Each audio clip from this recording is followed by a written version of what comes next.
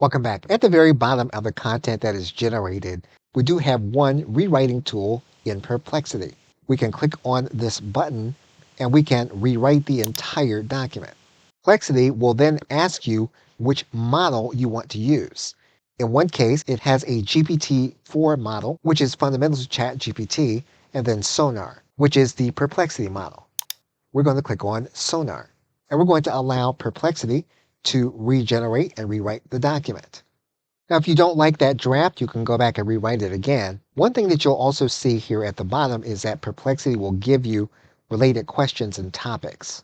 You can take any one of those related questions or topics, and you can ask Perplexity to expand on an answer with that specific topic. In some cases, this may be an element that you can add to your content as directed or given to you by Perplexity if it is relevant.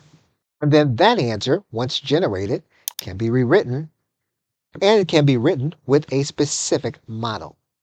Okay, so for that, thanks, and I will see you in another video.